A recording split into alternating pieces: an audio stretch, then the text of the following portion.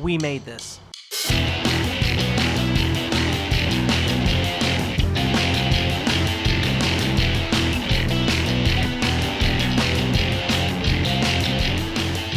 Hello everyone and welcome to another edition of the podcast that they call Pick a Disc. I'm your host Matt Latham and this is the podcast where someone picks a disc to talk about for whatever reason they want to. And the person picking the disc today is me again. Episode 70, it's a multiple of 10, it's a Matt pick. It's one of those little episodes that no one listens to, but it keeps me going and just gives me something to work towards. But anyway, enough about that. Let's talk about Robots in Disguise and Get Rid and who's going to be interviewing me. The guest host this time is Babs from Over Underrated, and who you may remember from the Autolux episode all the way back in February, I think. And yeah, we'll talk about all sorts of stuff, and there are bits, there's quite a lot of conversations. There was quite a bit of chunks that I've cut out, which very big tangents that I just couldn't, which kind of just padded the episode out, but the really good pieces of conversation that I was ashamed to lose. So you might be hearing them in, a week if there's suddenly a bonus episode dropping into the feed. Ooh, you lucky people, you might get something extra from Pick a Disc for once. So keep an eye on that next week. But before you get to next week, you need to get through this week and the conversation between me and Babs. But before we do that, let me just remind you that you can follow us everywhere. Just search for Pick a Disc on Facebook, Instagram and Twitter under the username Pick a Disc, or one word, and just follow us. Subscribe on your podcast feeds if you're not listening to this, or even click on the link in the show notes to join our Discord. Yeah, and there's always the We Made This Patreon if you want to support the network at hand. And with that, I think that's all the shilling and self-promotion I have to do. So, let's talk to Babs. Welcome to Pick a Disc. I am Barbara Mendes-George from the Over Underrated podcast. How are you doing, Matt? I'm good, thank you. I'm this is looking forward to basically being the guest for the technically sixth time, so... Yeah. Matt was telling me before the record that I'm part of a very special club, so I'm feeling extremely privileged today. But yeah, do you want to introduce the album? Yes, I am picking Robots in Disguise and their second album, Get Rid, in RID in capitals, exclamation point. Very important to know this. And yeah, the I is lowercase. So, and we'll come to perhaps why it's called that and why it's a pun later on. So I am really delighted to be here to talk about Robots in Disguise. The reason I picked this disc is in part to do with a quote that they themselves have in one of their songs. They say that they were the most unsuccessful duo the UK have never known. As someone who hosts a podcast called Over Underrated, I think Robots in Disguise are an extremely underrated band, an extremely underrated British band, especially probably in my top 5. And yeah, I hope to do an episode on them on my podcast as well. So I'm glad to get started here on Pick a Disc. They are such a talented and solid team of 2 women, pseudonym, that's why she's called that, and D Plume, nom de plume, that's why she's called that, by the way. They write great music. They bring together a range of genres. And I think something that gets overlooked, they are 2 of the best harmonizers out there. Their voices work so well together. There's such chemistry there. And they write lyrics on a range of different topics. So on this album, some of the themes alone, the joys of night out, angry DJs, feminism, and voodoo. So this CD, the second one, is probably their breakthrough disc and probably the best one to introduce people to. Although it might not be my favorite. We might come back to that later. So I discovered Robots in Disguise, I think, either through the connection with the TV show Mighty Boosh or the connection that they have to Chris Corner of Sneaker Pimps and IMX Fame. I'm not 100% sure how it started, but I can track it to around the time that this album came out. So by the time the third album came out in 2008, I was a big fan and I knew them, but I got into this album first and then worked backwards to their debut album. And I think this was the first album of theirs that I listened to. So Pseudonym and D Plume met at the University of Liverpool and they formed in 2000. They're very striking, very fashion oriented. And I've already mentioned 2 of the connections that they have to other big cultural British behemoths. So Dee dated Noel Fielding, and they both appeared in several Whitey Boosh episodes.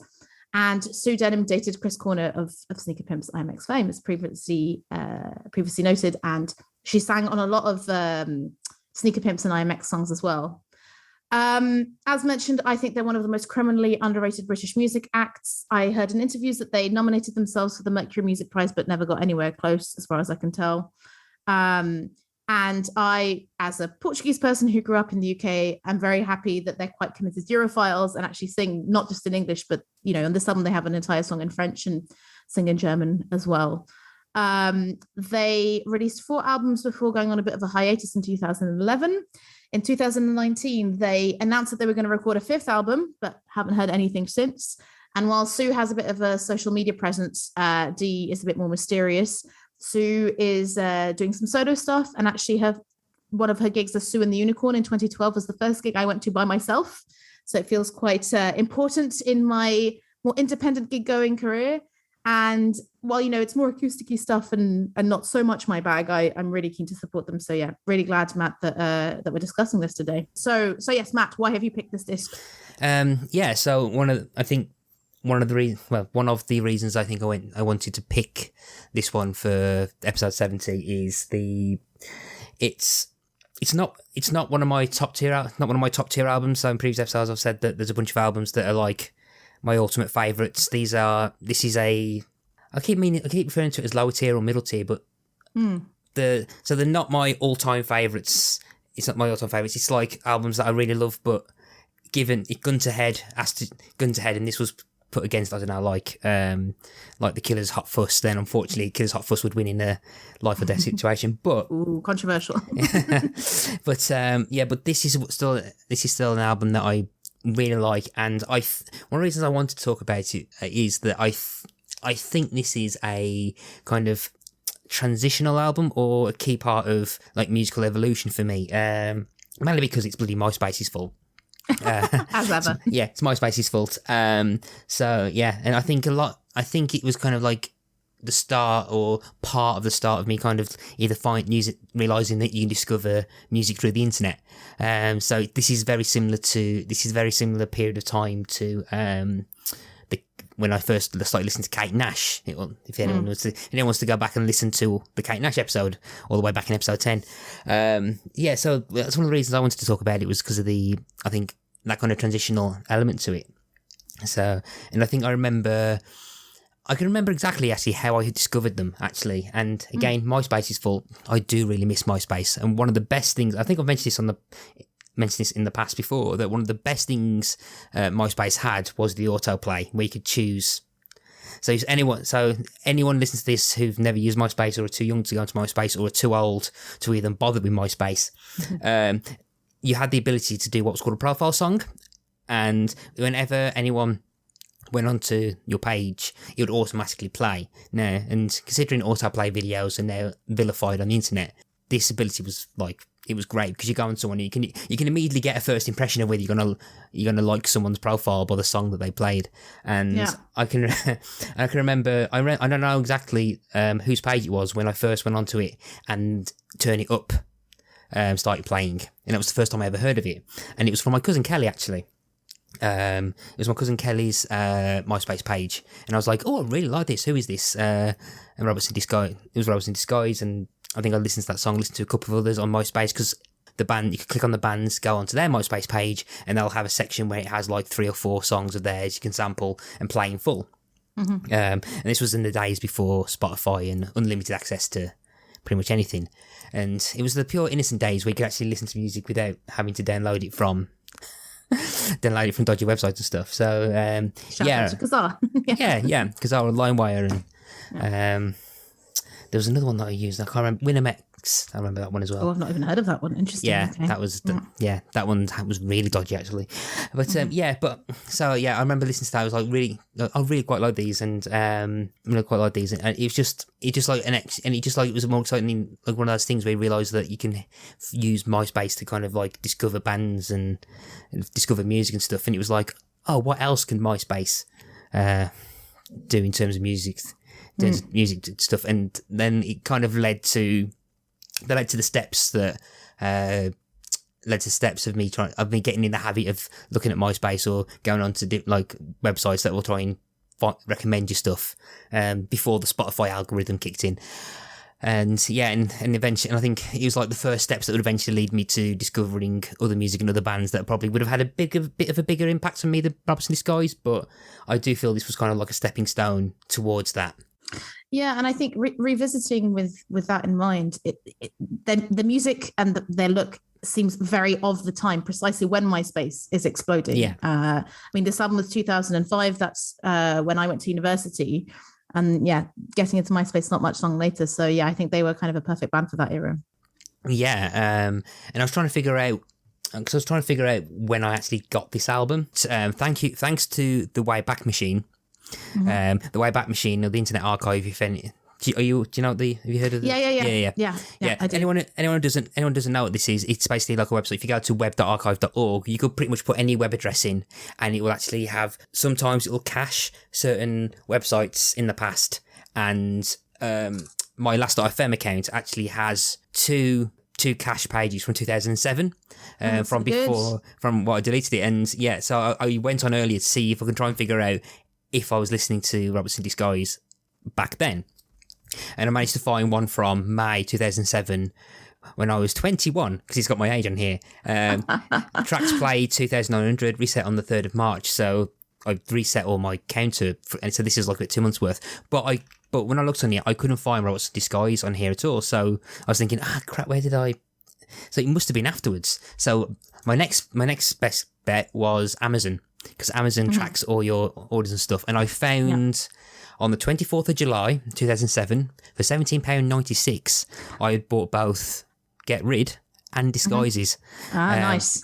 So I bought so they must have made an impression on me at that point, because I ended up buying both albums at the same time. So I was pretty much at university at that time, discovered the fact you can buy stuff off Amazon. So yeah, it was around that time I kind of got that. And the question I usually ask guests when I'm in the hosting chair was this the first album they bought of theirs? And technically, yes, but I also bought the other album at the same time as well. Do you remember which one you listened to first? Because it could be that you listened to this one first because there might have been more songs from that album on MySpace than Disguises. Yeah, I think it was probably Get Rid, because Turn It Up was from that as well. I did try and see if I could get a cached version of the Roberts in Disguise MySpace page, but I couldn't remember what the URL would have been. So I was curious. This I can find because I was on Discogs today, doing my research, and I saw that Robots in Disguise still had a link to their MySpace, but I actually didn't click on it because I was like, well, there's no point. So I can tell you live that oh gosh, hang on, I've got to now tick some cookies. So there is still a page with 35k connections and 98k people connected to them, but the top 8 is basically pseudonym links. Pseudonym links to her solo projects, and no more music there, unfortunately. Oh, except they had that thing, didn't they, about a year or two ago, where they lost about a load of stuff. But actually, you know what? I'm going to try this live on a in the Wayback Time Machine. Yeah, let's see if that works. Wayback Machine, even. Oh, actually, yes. Excellent. So I'm doing the same on my end. Yeah.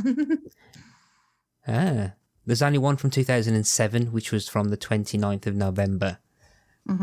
There we go. All you people listening, looking at live history research in action. Yeah, I mean, it's saying it's saved already. No, plugin isn't supported. Dun dun dun. But then again, bloody hell, this is a flashback. So I don't know if any of you are listening on a PC at home, please follow through. Please do follow through. But I am looking at the 29th of November 2007, and unfortunately the music is, because I think the music was Flash. Because Flash no longer is supported. So the music thing isn't supported, but are you looking at it at the moment? Trying to look into I'm looking, yeah, and I think June the 2nd, 2009, and it's looking so beautiful. There's upcoming shows. There's a lot of emojis. This is very nostalgic.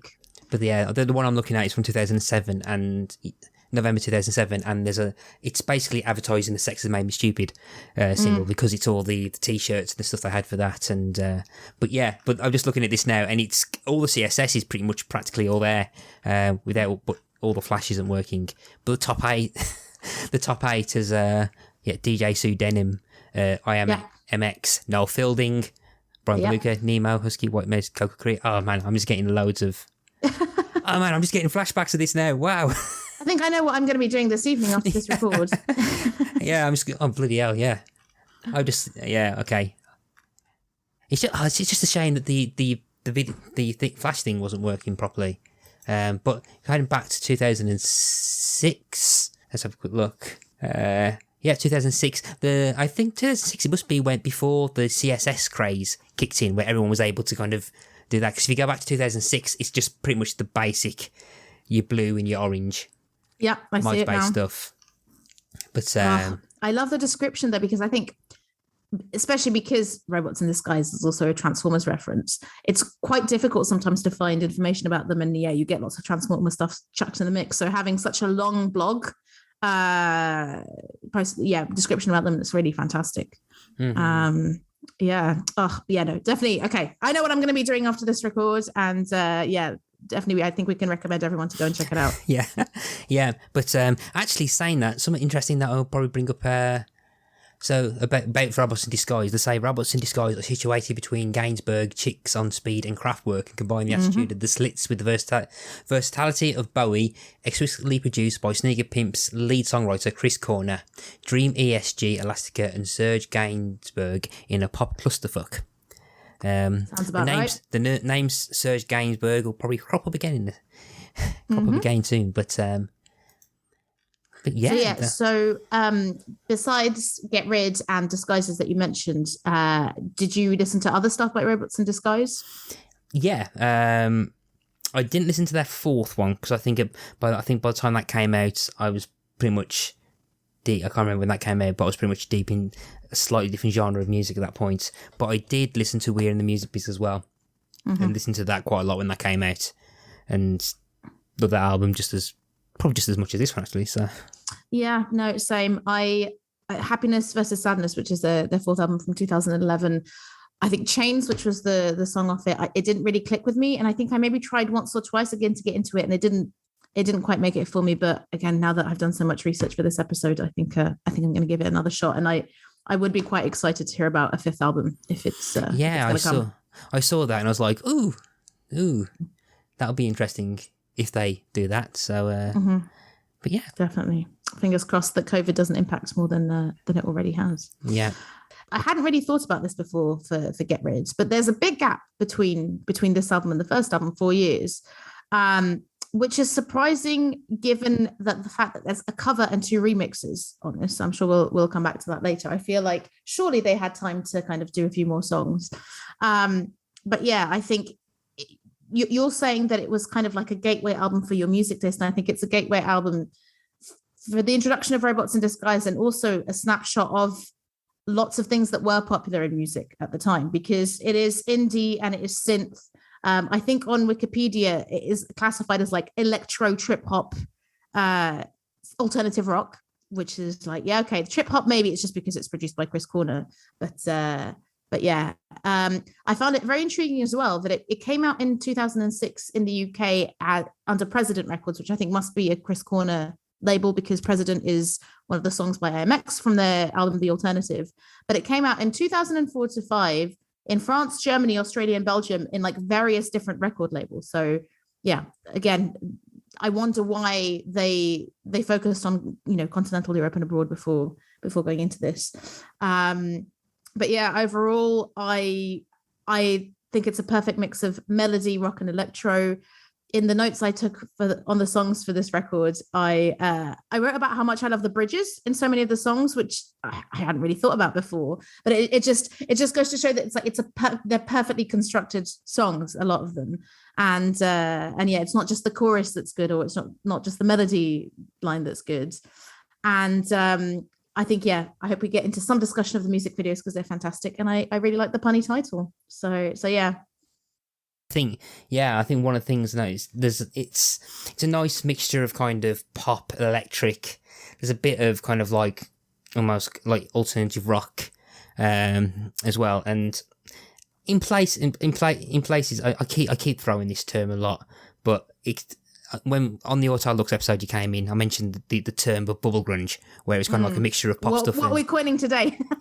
See, I think there are elements of that in there as well. But when I was kind of reading stuff, the term that come out to me was a term called electro clash. Yes, exactly. Yeah, which I was like, oh, okay, and then I was listening, and then I found I think it's everynoise.com that have like the sound of electro clash and stuff, and I was like, okay. And I opened up the playlist and listened to a few, and like I hardly recognised a load of stuff, and I was like, okay, must have not listened.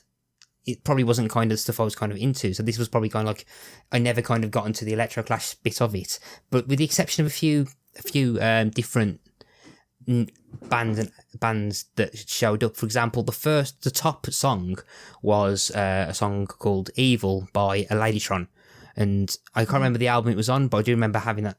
Listen to that album, but I think I only ended up listening to Evil a lot, and I think 16, 17, I think there's another song off that album, and those two songs I remember listening to quite a lot, and there is kind of a crossover sonically between that and Robertson Disguise and that kind of sound, but I couldn't really think of much of anything that was kind of leaning towards that kind of electro clashy stuff.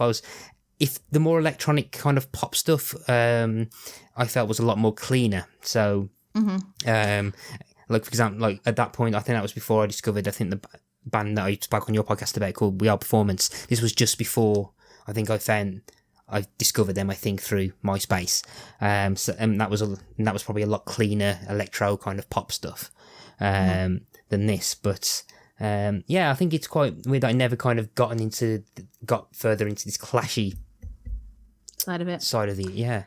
Yeah, if I did know Electro Clash, I don't know if at the time, like I associate pretty much, I would say, Peaches, Chicks on Speed, and Fisher Spooner as being Electro Clash, even though Fisher Spooner were a little bit earlier. And I think on my podcast, I've spoken about a book that I'm going to turn around to look at what it's called on my bookshelf because I can't remember. Meet Me in the Bathroom, which is about kind of how the indie scene, the garage rock revival scene, was reborn in New York in the early 2000s. And I hadn't realized that Fisher Spooner was so pivotal to that. And, you know, there's a lot of chat about how they were one of the last bands to get like a proper record deal. Yeah, that's the second time that book has been brought up on this podcast, and I've bought it off Amazon. Read. I bought it off Amazon Kindle, and I still haven't started it yet. So it's huge. Sorry, it's massive. It's massive. I mean, I can show you how big it is from here because we've got it on Kindle. Thick book. I bought it ages ago. And then I think I tried to start reading it once because, and I can show you as well, they literally have a cast of characters because it's kind of this oral history. So these are just the pages on who is interviewed. Yes. Yeah. Right. So yeah, it feels like quite an undertaking. Yeah. And I think at the beginning when you're reading it, you're like, oh, who the bloody hell are these people again? But you get into it, and it is honestly a fantastic read. Yeah, I keep meaning to do that because I think it was brought up on the Strokes. Is this it? Yeah, makes sense. Episode, yeah. And Hannah from How Not to Be an Idiot spoke about it. And I was like, oh yeah, I definitely will read that. And I have bought it. I've just not started it yet. I'm really crap at reading stuff on my Kindle. There's like loads of books that I haven't finished. I've got loads of unfinished Discworld books on my Kindle that I've started to do as well. That's how much of a backlog I've got. Yeah, so I never kind of got into that kind of Electro Clash stuff, or if Electro Clash kind of sound. I think a lot more of the kind of poppier stuff that doesn't feel as edgy. I think I probably led towards more than that, but I think the more grungier elements of Get Rid and kind of like the Riot Girl influence of it kind of led me towards that kind of like female-centric female vocal.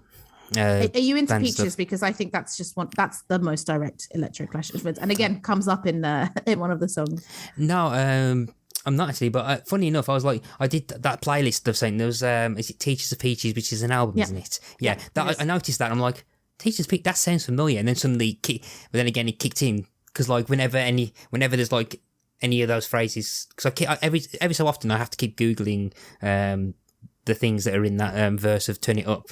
Yeah, I did the same. Yeah, I'm like, what's that? Because there's bits that I remember and stuff, and like occasionally it's like things will get like that sound like it come in, and in my head it kicks off like, there are a few people, there's a couple of people at work named Laura, and every time. Yeah. Every time someone mentions the name gets brought up in my head, and I feel quite bad for saying I can never remember who's who. It's either D or Sue. Whoever one of the two. D is the shorter brunette. Sue is the taller blonde. Normally, she's blonde. Sometimes her hair is other colours, but yeah. So I think it's D then who does the Laura Summers myself. That is D. Yeah. Anyone and like Kate. 9 times out of 10, whenever I hear the word Laura in my head.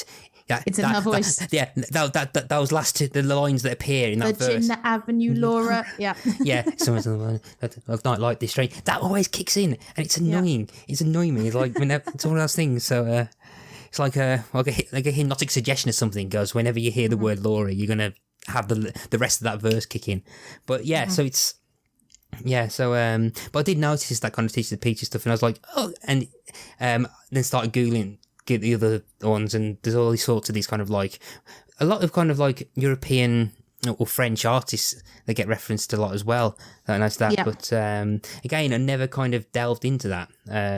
I think because I think I was much more like, oh, I can find out what else I can look on MySpace, and ended up going back towards the indie boom, and eventually led to other bands which I'm not going to talk about because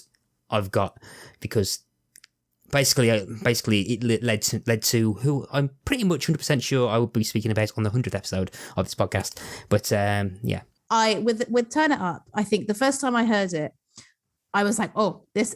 I'm knowledgeable enough to know this is referencing bands. There's a few cheeky references in there, but I actually don't think I'd ever bother to look up the lyrics. And there's bits of it where, so some of the lyrics you can find online, like you mentioned when Dee has that kind of spoken word bit towards the end of the song, where it's kind of like stream of consciousness. She names a lot of stuff, but actually I never understood what she was saying in the bridges because she's harmonized. And all I can hear is Smells Like Teen Spirit. That's the only one I can hear, which is very annoying. Is it? Yeah. Because I know there's one bit, because I can never hear it, but like, because I originally thought she was because I'm pretty sure she repeats some of the things she says in a verse, in the middle 8 verse on her own. I'm pretty sure she says a few times on that, but then there are bits, there's a term with the ein sound, in which I don't think matches with what's in the actual bridge as well, and it's always annoyed me, but I never picked "Smells Like Teen Spirit" that she says. Literally, I think because I listened to it so many.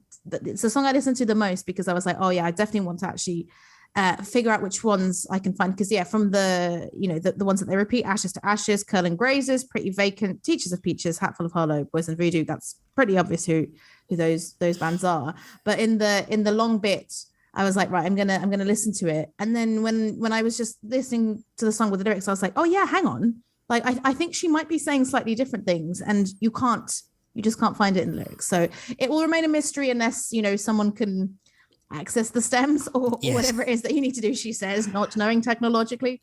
Yeah, but I this song definitely would have been the first one I listened to. I think it's a fantastic album opener. The fact it starts with them kind of aggressively breathing, you're like, okay, what am I letting myself in for? And yeah, strong bass line, great harmonizing. And I don't know about you, but I really enjoy songs about music appreciation like this one. And I don't know, do you know Luscious Jackson, the kind of 90s, again, all-female American band? They had the song Naked Eye, I think was the most famous one. I've not listened to them, but I've seen them.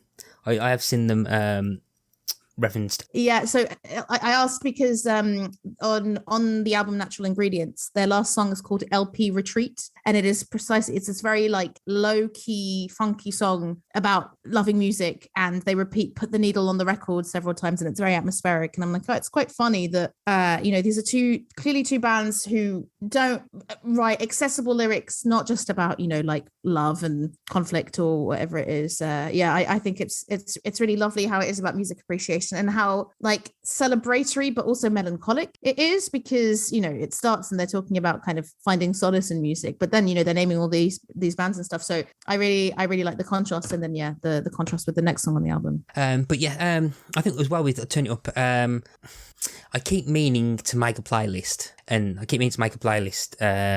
of some of my favourite opening album tracks.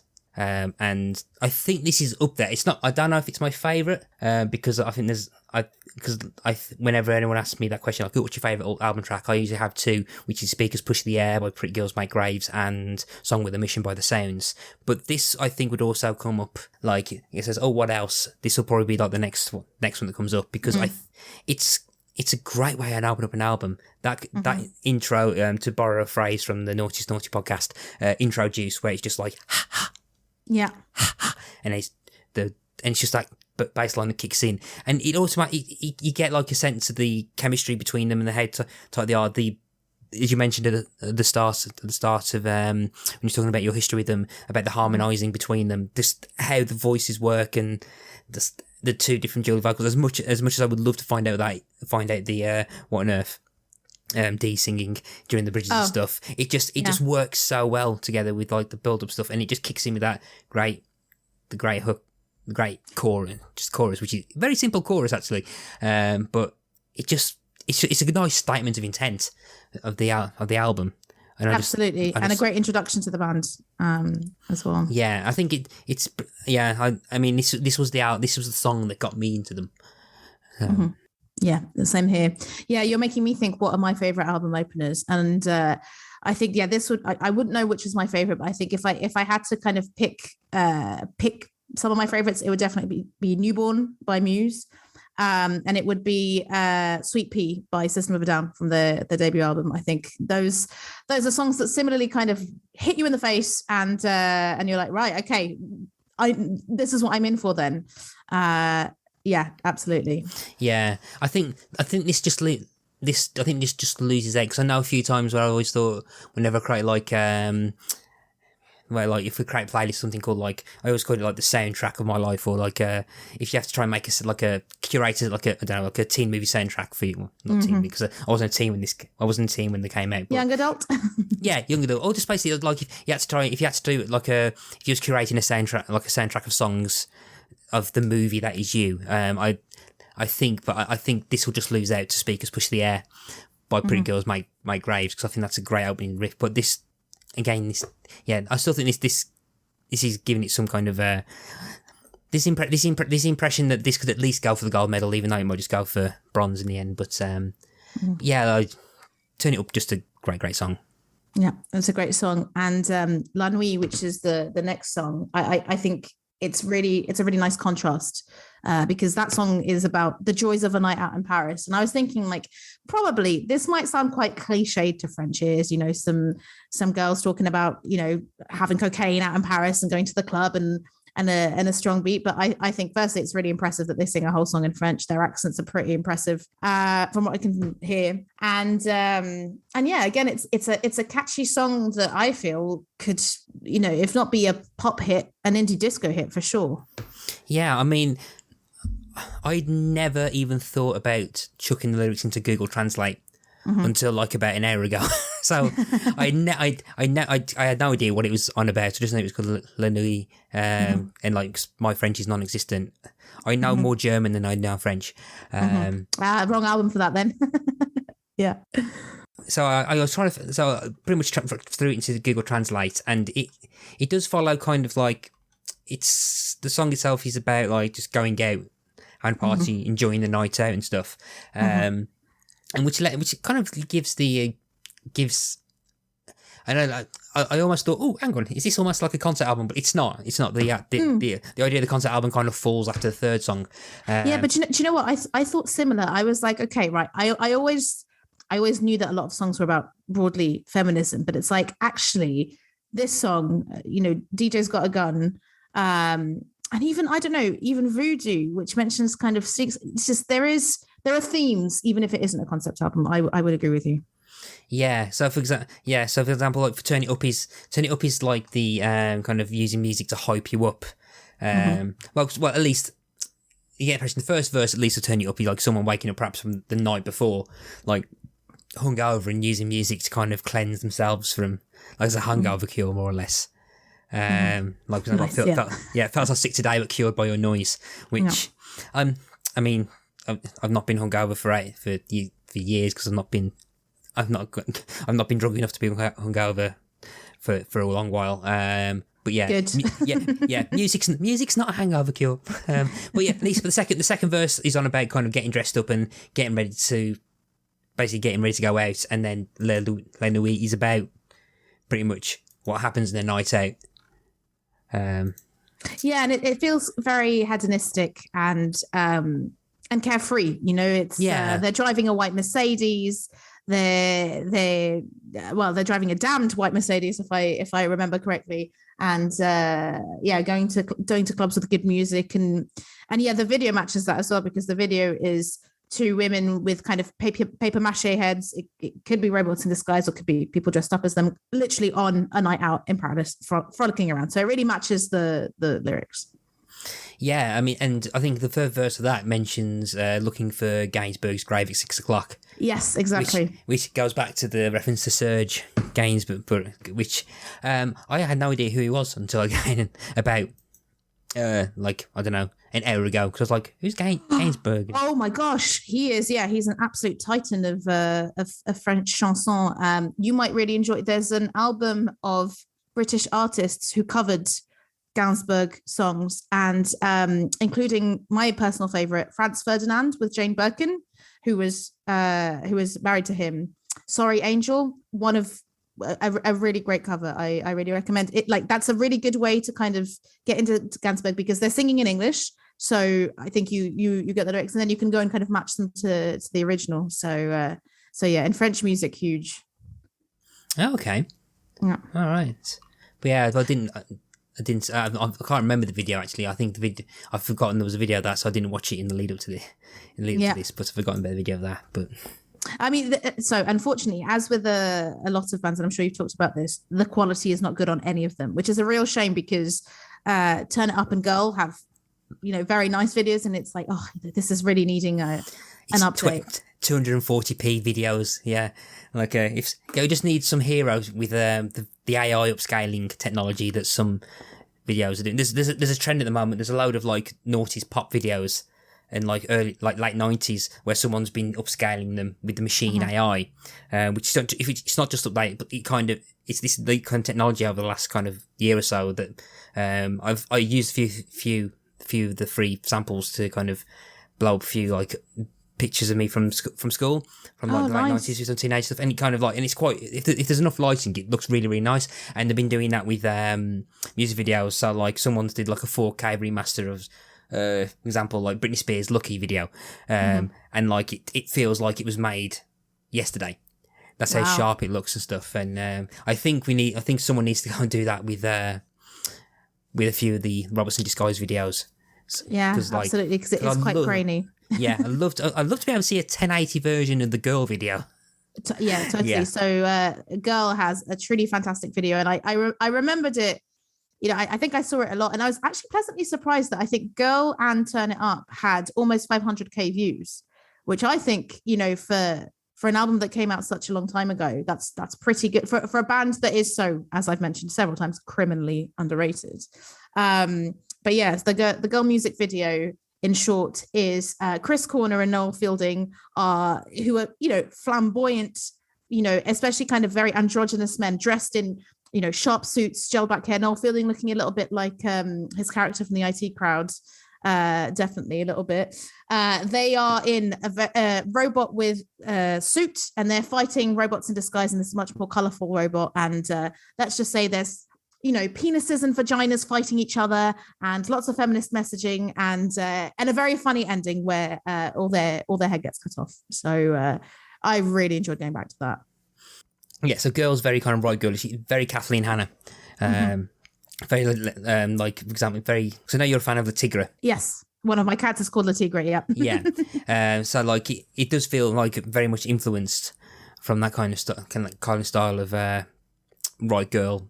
Kind of exactly. Kind of like angry angrily performing the vocals, and that the vocals have got kind of distortion effect on the voices and stuff. And I think that kind of I think that was kind of like I can't think of any early example of me really liking a song that had that kind of element, like right girl elements to it. And I think that kind of led me, and that would lead me down a road of some of the favourite band, like kind of my music taste later on. So kind of like, so that kind of sound of that song was a quite heavy influence on my kind of music taste, in the long run. And again, I think it was also kind of one of the first times again, it sounds weird to say it was one of the first instances of me kind of hearing those kind of the messages in the song, kind of like the messages and stuff. And it's very kind of very pro-feminist message in the lyrics and stuff. For those who, so for example, the song is pretty much kind of explaining like, oh, these are all the things that women have been called. So we've been called a dog, a pig, a cow, a bird, and this because that kind of cadence line gets repeated, and every time that's not, well, the lyrics aren't repeated, but that kind of delivery gets repeated, but the terminology being used gets stronger and stronger and stronger until the last line of that of the last unrepeated line in the song pretty much has words I'm not going to repeat. I'm not going to repeat the words that are said, but it is pretty much the strongest, kind of like the strongest derogatory terms that you can call women, and it kind of builds the C-bomb. We could say that's what I usually refer to it as when I have to censor myself. That's really cool that you remember that it was one of the first kind of more explicitly feminist, rock or electro things. I've got to bring it back to Peaches, because I think Peaches was the first one for me. Well, I don't know how much of an explicit rating you want, but I think the most famous, the song that made Peaches a bit more famous, "Fuck the Pain Away," was in Lost in Translation in a strip club. And I remember going to the cinema to see that at the time it came out, and I was like, what is this song? Who is this woman? And I went into it. And it's quite interesting because I think that album is 20 years old this year, how Peaches was really writing similarly like explicit and very feminist rock, electro clash. And she was, definitely influenced by, US female rappers from the 90s, especially. You could talk about Kia and Little Kim being that explicit. But I think for a lot of more modern rock artists, and actually similarly the rap artists of today, your Cardi B's, your Megan Thee Stallions, she was one of the few doing it. And it's so exciting. I think, I would say I've always been a bit of a feminist, more explicitly as I've got older and understood more about it. But it was so exciting when I first listened to Peaches to be like, oh, this woman's being very sexual and she's owning it and she's talking about very feminist themes. And I feel exactly the same with Robots in Disguise. In 2005, I was 18, so still fairly young. And it was fantastic to see this song that was very feminist, but very funny. Like it's a funny song and it's a catchy song, in the chorus. It says, they say it's not a dirty word, and then they say very quickly, come on, use it, dream it, choose it, own it, sign it, scream it, GIRL, girl. It's like almost like a cheerleading chant, but not in the usual way. And going back to what you said about the Riot Girl movement, the noise they make at the beginning of the song, they go in this very, I would say, stereotypically girly way, in a way that also kind of Riot Girl songs, they're deliberately singing in a much more high pitch, which a lot of people might find grating because it's not the more traditional masculine voice. So yeah, definitely drawing from a lot that came before. I think it is probably the cleverest song on the album as well. So for example, the final bit says, hands up if you want to be in our gang, because ladies, we need a modern vocab. And for starters, snatch the old girl slang. One of the words in there, there's a lot of alliteration. There's a lot of alliteration in that. Starters, snatch, school slang. One of those words also, another derogatory term for something I'm not going to go into a bit more detail with. And I just noticed that. I was like, and I purposely, I would not be surprised if that word using that, the word snatch.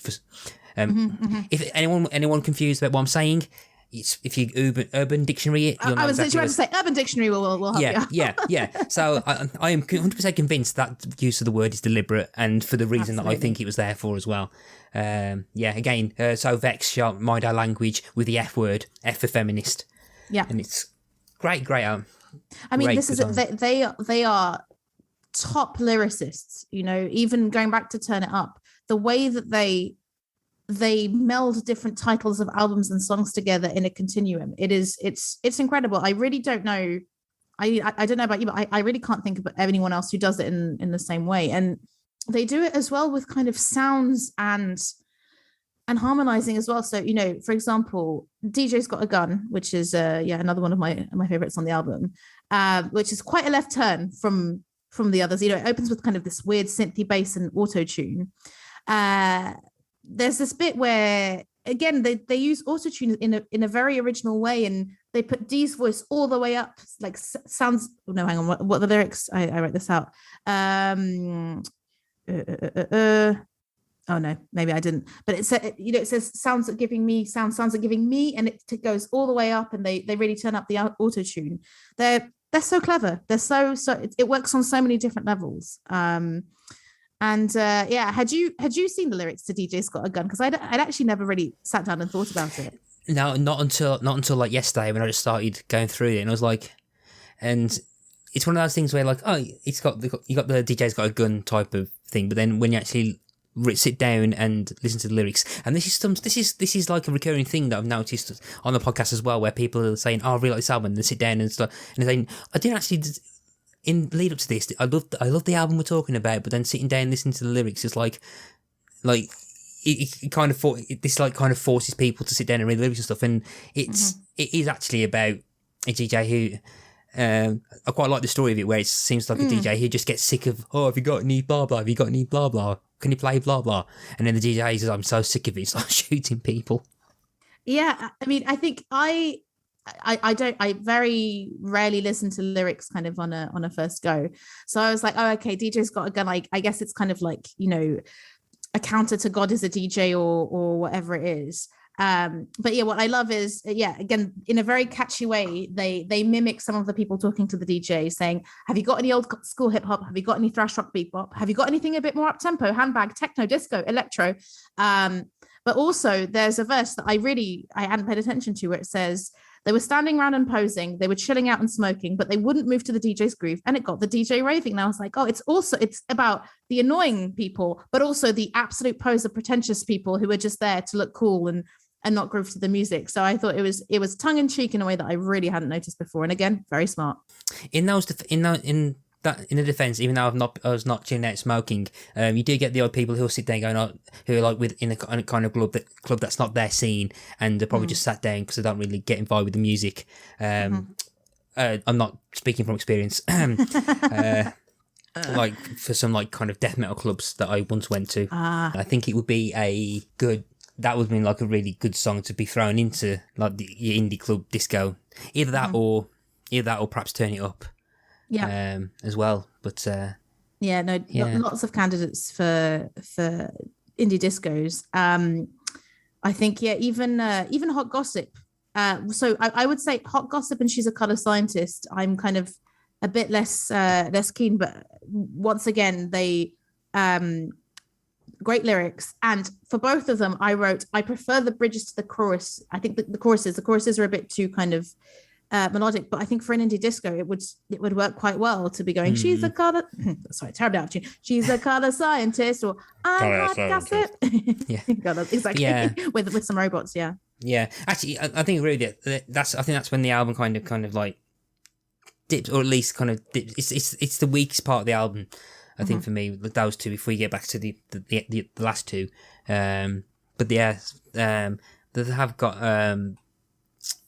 that kind of almost dancey techno aspect to it, where it's less kind of grungy. It's the electro side of stuff, which I think is a lot. And we'll talk about, I think, Disguises a bit later on. But I think it's like those are the songs that kind of have a lot more elements of the first album, or the more electronic elements of the first album, I think. Yeah, it's funny that you say that, because actually, so I'm not, I'm less keen on Hot Gossip and She's a Color Scientist, but I still like them. The one I like the least is Mirror Mirror, which sounds like it might be one of your favorite. Yeah, it's too melodic for me, I'm afraid. Too melodic.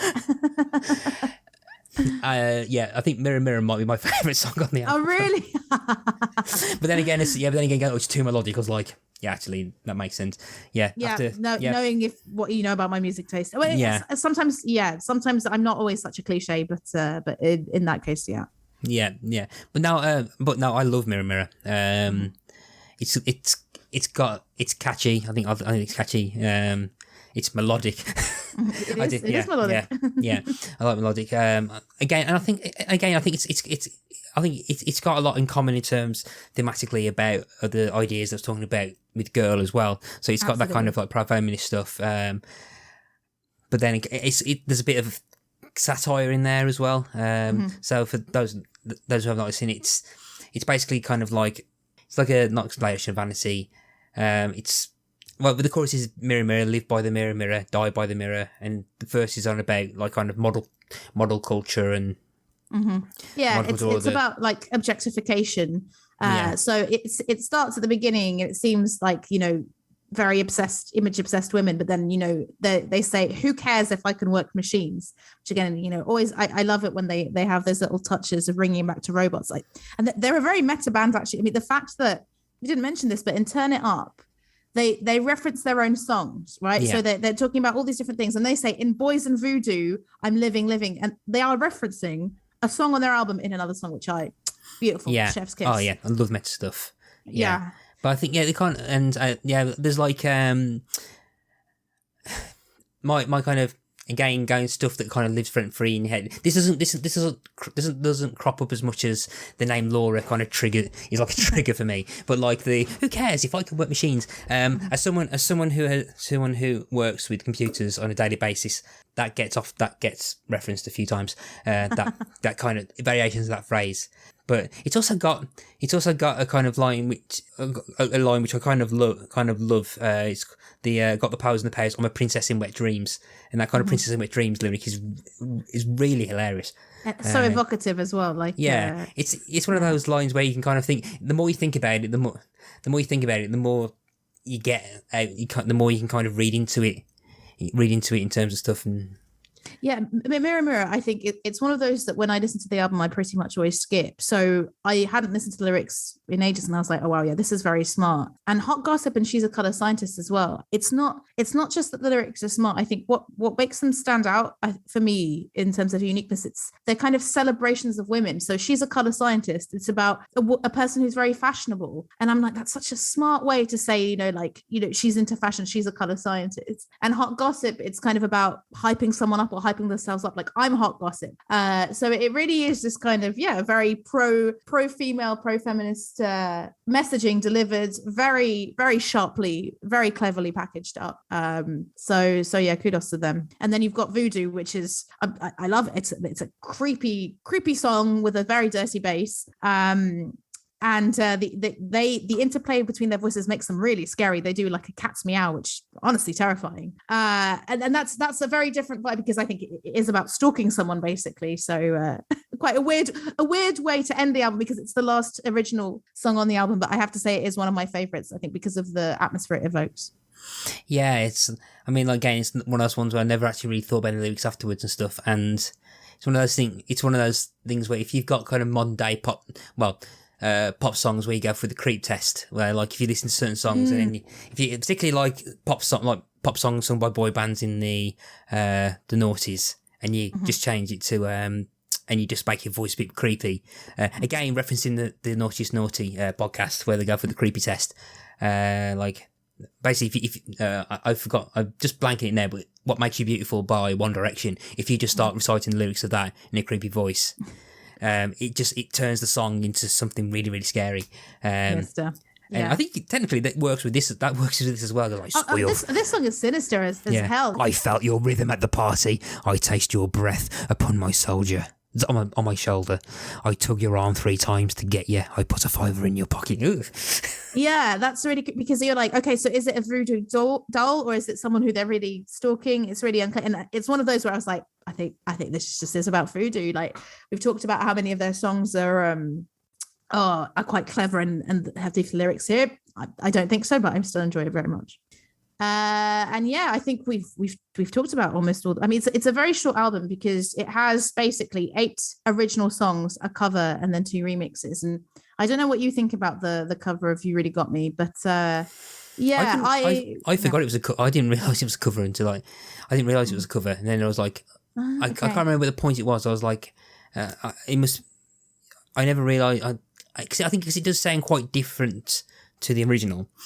I never realized it was a cover until I think I heard the original a couple of years later, and I was like, oh yeah, that is a cover of that. Yeah. So this is the thing. I'd be curious what you think, because my mum was a big Kinks fan. So You Really Got Me is a song that I've heard since I was a kid. And I feel like I can appreciate what Robots in Disguise are doing. They're putting a very Robots in Disguise stamp. I really like that they're harmonizing. They've got mugs and whistles in a bridge, so it's very original. But I just love the scuzzy guitars of the original so much that I really rarely listen to it. I'm like, I can appreciate it as a piece of art, and I see what they're trying to do there. But yeah, not one of my favorite covers. Yeah, I mean, it's I like. I think it gets overshadowed by other songs I like more from it. But I think I think it kind of fits in the flow of the first, particularly the first half of that album. I think it kind of fits in, and I think it's a nice transition from DJ's Got a Gun to Girl, so you've got kind of almost electric dance pop song, and you're gearing up for the grungier song. You got that kind of transitional. You got not something it's not electronic, but it's not as grungy as Girl is.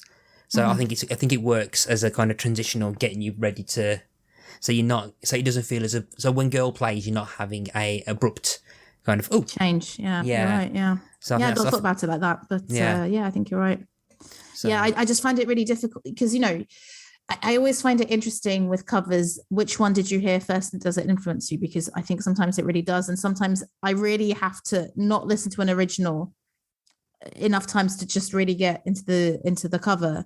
And it's happened before where I really like an original, I listen to a cover and I'm like, well, this is terrible. And then 10 listens later I'm like, actually, this cover's actually better than the original. It can really change, but you have to kind of be open-minded enough and maybe listen to it decontextualize. And maybe because it's part of an album where I really like so many other songs, I just skip over it, because normally this is an album that when I listen to it, I listen to most of the album and don't skip any songs. I listen to most of the album. I don't listen to individual songs, but I am going to skip the ones I don't like as much. So how well was the album received? Yeah. What did you uncover in your research? Quite a bit of negativity, actually. Same. Yeah. I was like... depressing. Yeah. I was like, okay. Quite a few times people saying it seemed like... I can't remember what the exact language was. I think there was one of the ones I read was that it seemed to be kind of someone trying to do a tribute to their favourite bands and not doing it successfully. I can't remember what that was. Was that The Skinny? Yeah. Okay, yeah. So the Skinny.co.uk had the... rather than being their Optimus Prime, Robots in Disguise's new record feels distinctly like a washed-up Decepticon. Yeah. I read that one as well. Yeah. And to be honest, I thought I found that negative review in another one, and I thought it was very telling that it was written by men. I think it felt there was a dismissiveness. And I mean, okay, I guess that what they both had in common was they were saying that it was kind of deliberately retro, which definitely, they wear their influences on their sleeve, but I totally disagree. I think the way that they bring all those influences together is very original. So yeah, it annoyed me. I mean, deceptively retro... No, intentionally retro. That's... I mean, like, I think because you go through kind of like these 20-year nostalgia cycles. So what so I think the kind of new garage revival that would kick in. Well, actually, now because like you'd have like the Killers and Franz Ferdinand at that point for a few years already. So you already had the 80s. The 80s stuff. And the 60s with the choral. At the time recording, this episode hasn't aired yet, so you probably wouldn't have seen it. But by the time this is out, you would have. Brian from Playlist Wars picked the Cars debut album. That was just like, I could hear the Killers. I could hear the Killers, or like bands in the noughties that I kind of quite liked in that 1976 album, and that kind of like ambitionally retro stuff. But it was kind of... So yeah, I never buy someone slamming something for being nostalgic or retro, because if something sounds like it, it's because people are trying to make it. I mean, for example, like like Biba Doobie is pretty much right in the 90s grunge. The Pale Waves album that came out earlier this year is basically an Avril Lavigne album from 2000. Suddenly time travelled all the way to 2020, and it sounds great. I'm not a fan of saying something sounds like it was in the wrong decade as a negative. I think me neither. I remember I thought of the choral specifically because I remember getting really into the choral and my mum being like, "Oh, I've heard this before," like because I think what annoyed her was that it was lauded as like extremely original. So I do understand that if you've kind of heard it before and someone is like, "Well, this is the most innovative thing that's ever happened," fine, it can be a bit annoying, but like you say, if there's a difference between sounding exactly the same and drawing from influences, and people's memory goes. I think the example I had that most recently. So we did an episode on Primal Scream, who are a band that I wasn't really into, and actually that episode got me more into them. I could not believe how much they sounded like Kasabian, and it did make me think. Right, Kasabian maybe aren't as original as I thought they were, but it doesn't make me like their music any less. So yeah, no, if you're doing good stuff, carry on. I think we can both agree, right? It's they are underrated, and it's a shame that they went better. Yeah. Sorry, too much going into my podcast. Bringing it back. So have you seen Robots in Disguise live, Matt? I never have. Mm-hmm. I've never seen them. I think when I kind of got into it, I never really, my kind of gig histories again. Dictionary, late bloomer, picture of me. I was, aside from, I think, seeing Steps in my family for my sister's birthday in like 2000. Second ever gig for me was Steps. First, Hanson. Yeah, first of that. Then my second, because I technically have 3 first gigs. My second first gig was The Killers when I was like 18 on the 29th of May 2004. Yeah, it cost £7 to go and see them in the Carling Academy 2 in Birmingham. Yeah, so I often remember that I saw them £7. And then my third first one was like 5.5 years later when I was 24 years old, when I drove by myself to Manchester away from Birmingham, road trip, for me to go and watch Los Campesinos, and then that's when the live music bug finally hit me. So I think, but that was in 2009, and I think I was not listening to Robots in Disguise as much. Mm-hmm. Back then as much anymore, so they kind of almost fell off my radar, so I never really looked to go and watch them live, and I kind of missed it, and part of me kind of is a bit annoyed at that now. I'd probably love to have seen them when they was touring this album or the next album. So about yourself? Yeah, I hate to tell you, Matt, but I have seen them live. I saw them live in 2010 at thankfully, thanks Hotmail for telling me the exact date and time. I saw them at the King's College London Students' Union on the 9th of April 2010, and it was where I got the T-shirt that I'm wearing today, which has Sue and Dee looking stylish and funny as ever. And it was a great time to watch them live because 2010 was after their third album, but before the fourth album that I wasn't so keen on. So my memory of it was like a kind of greatest hits gig, and to my regret, they asked people to get up on stage to dance with them, and I didn't. And there's actually footage on YouTube if you want to go and look at it. But then that inspired me later on. So there's this Belgian band called Magnus, who I think, were one of the picks on the Belgian episode that we did of my podcast, where they did a goodbye concert and they asked people to get on stage. And I was like, the memories of Robots in Disguise, I was like, right, I'm going to do it. Where literally the stage was so high and I was so unfit that I had to ask someone to push me up by my bum onto the stage, and I was like, I don't care. My dignity is gone, but I don't care. And I got to go on the stage, and it was such a rush, such a great feeling. And yeah, I would say I can't really remember specific songs or anything like that. And actually, I should have gone and looked it up on setlist.fm. But yeah, my abiding memory is a fantastic greatest hits, very solid live band, and I think, because of maybe the band that they were, like lots of women, lots of girls, very, very nice atmosphere in a random venue, King's College, London Students' Union. But yeah, there we go. And yeah, where would you tell people to go in their discography after this album? I think I think going next to We're in the Music Biz because it's got the same kind of electro clash sound. I think it kind of molds a lot more towards the kind of indie poppy side of the spectrum for the next album. If you kind of like the electro side, you can probably try the first one. The first one I think is really, really different. Disguise is very, very different. But I think if you like this one, go forward first, and then if you want to go back 10 years, try Disguises. And I've not listened to the fourth one properly, or if I have, I can't remember any of it, so I can't really recommend that one. But for me, definitely go the next one, which is We're in the Music Biz, and then go back to Disguises. That's interesting because I actually think Disguises is my favorite album of theirs over Get Rid. It feels a bit more experimental. And my favorite, and actually, I forgot to mention this, but Girl is an absolute companion song to Boys on Disguises. So, and Boys is precisely about kind of loving boys and specifically what they like about men, which again felt like something that not a lot of people were singing about. And there is a Chris Cornell, Noel Fielding connection there as well, because I don't know if you've seen the cover of the single of Boys, but it's a direct parody of the Roxy Music Country Life album cover, where it's the two women. One's got her hands on her forehead and is topless, kind of holding her boobs, and the other one is wearing a see-through bra. So like these very sexualized women. Robots in Disguise decided to sexualize Noel Fielding and Chris Cornell instead, which is always great.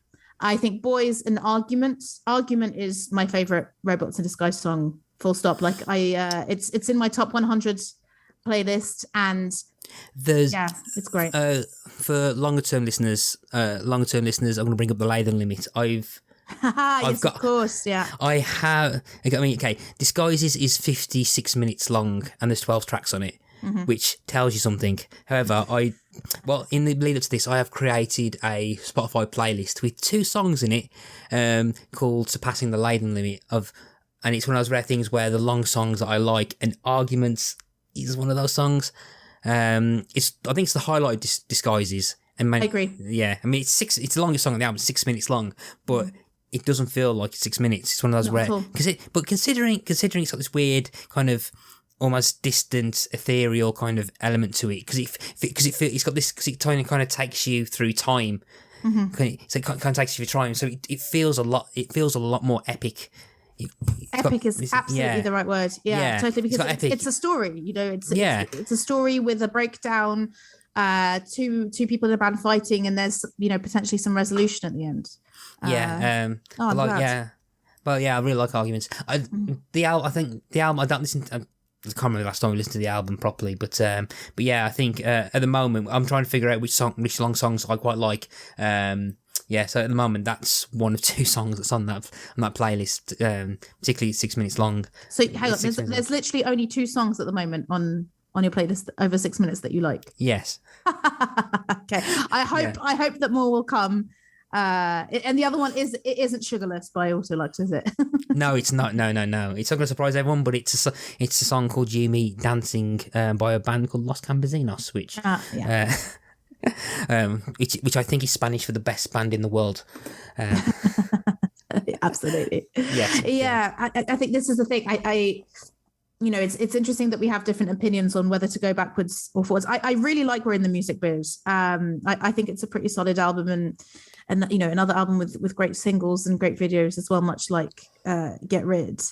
I guess, as you say, it might depend on your taste, because I would say We're in the Music Biz is a bit more polished and a bit more rocky, whereas Disguises is a bit more experimental. But what I really like about Disguises, I don't think I have with any other Robots in Disguise album. It's one of those where I find, Argument is a constant, but for the second favorite song, it changed all the time. Sometimes it's Boys, sometimes it's 50 minutes. I think 50 minutes might actually come up as one of my top 100 songs this year, because I was listening to Disguises earlier this year and I just got really obsessed with it. And because it's song 9 of 12, it's not one that I've listened to alone a lot. And I was like, gosh, I've heard this so many times, but I'm appreciating it in a different way. Yeah. Whereas I think with the songs on Get Rid, the songs I liked remain the songs I liked throughout, and there wasn't that kind of surprise. Yeah. I do have to point out, if people want to go and listen to We're in the Music Biz, take about 3.5 minutes to check out the music video for The Sex Has Made Me Stupid. Yes. The premise is that basically Sue and Dee sit down to watch a pornographic film, and I am not going to tell you a big thing about it because I really want you to be surprised.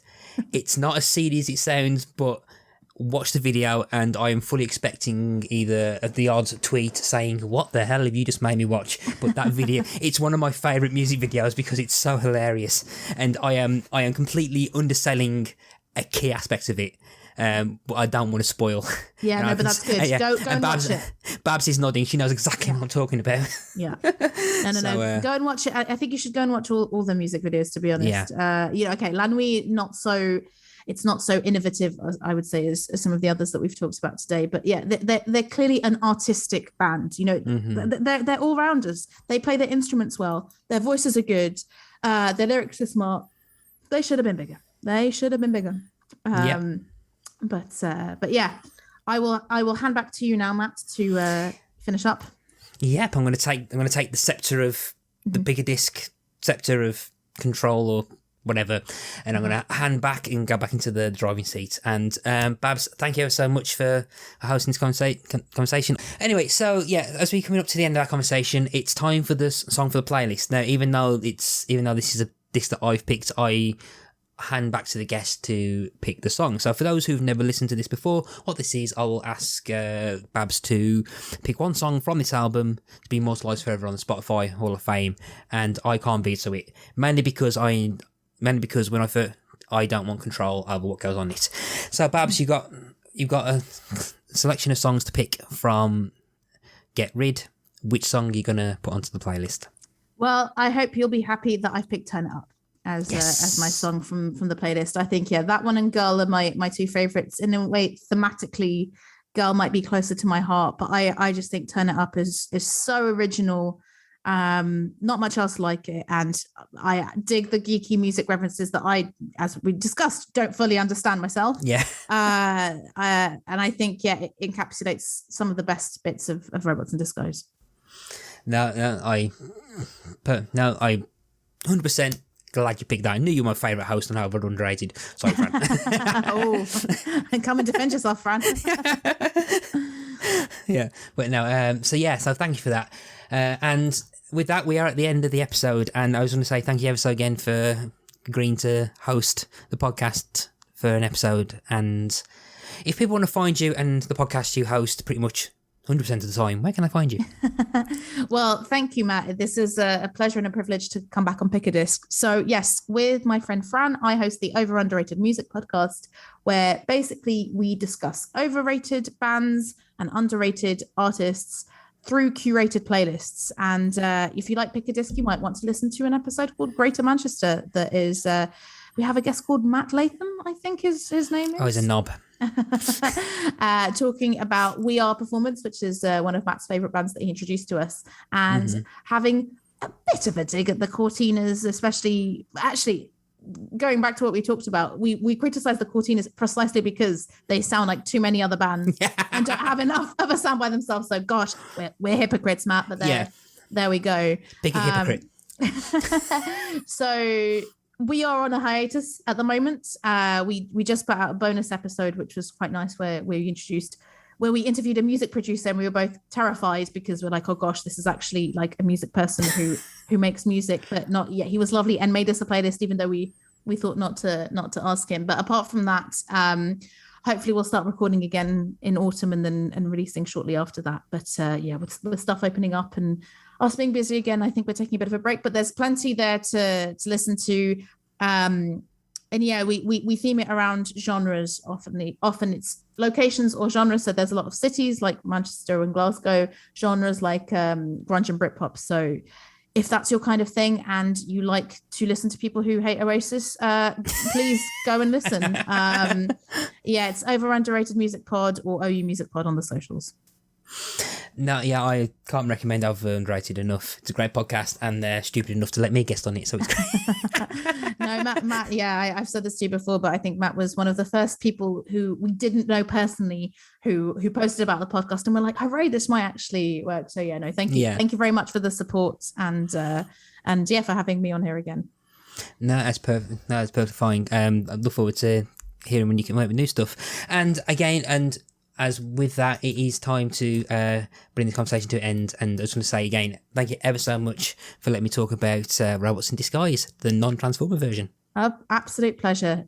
I really hope more people discover them and go and listen to them, because they put out a 2021 album, I think, of remixes, actually your favorite genre of music. And if that reunion happens, I think they'd find a new and willing audience to listen. Fingers crossed. You've been listening to Pick a Disc, and I've been your host, Matthew Latham. Our theme music is Pump by Kevin MacLeod of Incompetech.com. Pick a Disc is hosted by the We Made This podcast network, and you can find them on www.spreaker.com/user/WeMadeThis. You can find the Pick a Disc show site on www.spreaker.com/show/pickadisc. You can find us on all the usual social media type places like Facebook, Instagram, Twitter under Pick a Disc. You can also email us on pickadisc@gmail.com. Until next time, happy listening to all those discs that you are picking. Goodbye. Hello everyone, this is Tony, Network Chief of We Made This. As you know, our podcast network brings together a brilliant assortment of talent who talk about all kinds of pop culture content, such as the episode you've just listened to, or maybe you're just about to listen to. We're not going anywhere, but we'd love to keep the lights on for even longer if you're able to support our network on Patreon. For just £2 a month, you get your name in lights and the satisfaction of knowing you're helping us produce more great audio. And for £3 a month, you'll get your name in lights, but you'll also get access to an exclusive bi-monthly podcast from the We Made This talent pool on podcasting, pop culture, and, well, you tell us. We'll take your suggestions. For less than the price of a coffee per month, you can help keep We Made This going. Just head to patreon.com/We Made This. That's patreon.com/We Made This. And get the ball rolling. Now, back to your scheduled programming. Elsewhere on We Made This. Podcast 616, a Marvel Universe podcast. I definitely noticed that they weren't the actual voice actors. It didn't bother me. It didn't feel strange or anything. I mean, we as viewers have become so accustomed to seeing, Chris Pratt as Star-Lord, or Chadwick Boseman as T'Challa, or Dave Bautista as Drax, that in these instances, when we hear their voices and they don't necessarily match, it's like, oh, wait a second, that's not the right person. But stepping outside of it for a moment, these are comic book characters. We're introducing the multiverse, right? And now we are introducing all of these tangents of stories that can go in any different kind of direction. So they don't need to be the same actor. They don't need to be the same voice one-to-one, in my mind. And as a fan, I can accept this. I'm okay with that. Movie Palace podcast. Yeah, is Truffaut somebody you found yourself drawn to over the years? Have you watched a lot of his films? So just in terms of French New Wave, I think I've seen more Jean-Luc Godard than I've seen Francois Truffaut, but I really do love Francois Truffaut. I love his attention to realism and to small aspects of people's lives, and I love his stories and how character driven they are. I've seen Shoot the Piano Player, Jules and Jim, which isn't one of my favorites, but I'm trying to appreciate it more. Shipwrecked and Comatose, a Red Dwarf podcast. Craig Charles looks cool as Sebastian Doyle. I would love to look that cool. Oh, Craig Charles tends to look cool all of the time, though. Well, true, but he looks more sophisticated cool than rock a dude with a band cool. And I'm getting old. I want to look sophisticated cool rather than rock a dude cool. Craig Charles had apparently said that it was great to be able to play this version of Lister because that's more like me. Always being the cool guy. Which I thought was great. Check out all of these shows and more on the We Made This podcast network.